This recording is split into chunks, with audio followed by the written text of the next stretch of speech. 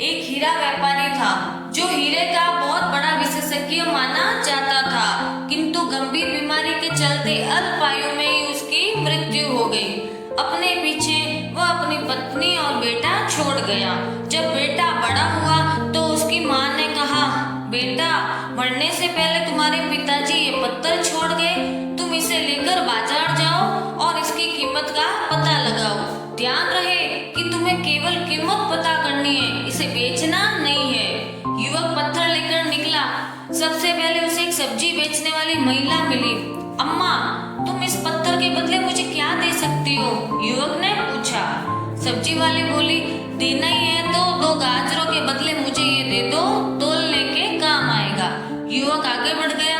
इस बार वो एक दुकानदार के पास गया और उससे पत्थर की कीमत जानना चाही। दुकानदार बोला, इसके बदले मैं अधिक से अधिक 500 रुपए दे सकता हूँ, देना हो तो दो, नहीं तो आगे बढ़ जाओ।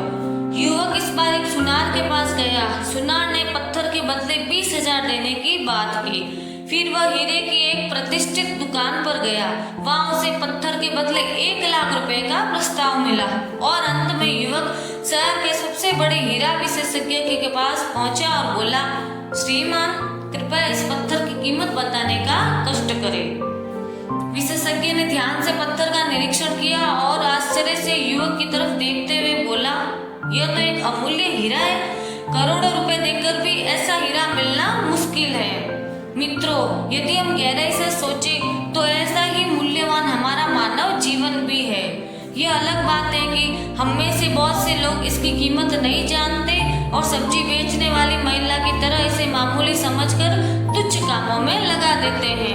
हमें भी उस हीरे के विशेषज्ञ की तरह अपने जीवन के मूल्य को समझना चाहिए।